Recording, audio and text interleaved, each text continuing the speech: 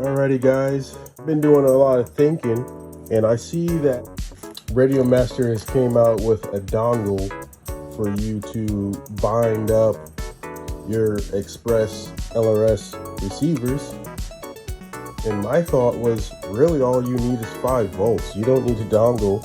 So I'm going to use, ESC puts out 5 volts, use a servo tester, and we'll plug the receiver into the servo tester to get our 5 volts, because all we need is to allow this to sit for 60 seconds and then go into Wi-Fi mode, and then we connect to it.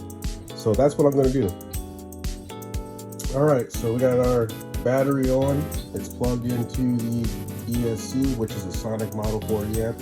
It doesn't matter as long as it's putting out 5 volts.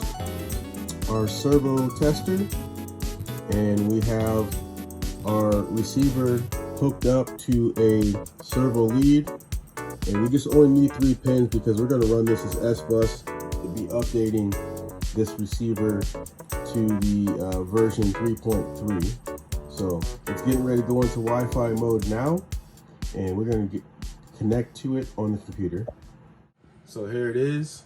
The receiver is transmitting in Wi-Fi mode. We are going to connect to it. And should automatically pull up the Express LRS page. It is showing that we have a happy model receiver, which we do. It is on firmware 2. We are going to update the firmware. I already have made the file in the configurator. Bin happy is for the happy model EP1s. I have 3 of those. So I'm going to click on the happy model bin file that I created in the configurator. Go to update. Uh-oh. Why is it not updating? Hold on. It should update. Huh. There. All right. So I have no idea. Okay. So it's updating now. And it should say successful, succeeded. And now that it's updated, it's going to reflash. So we're going to have to reconnect to the Wi-Fi signal. All right, so we're updating now, and there you go. The happy model receiver is now on the latest firmware, 3.31. And we are going to go over to model, and we're going to change it to S-Bus, because that's what we're going to be running this as. We're not using Crossfire.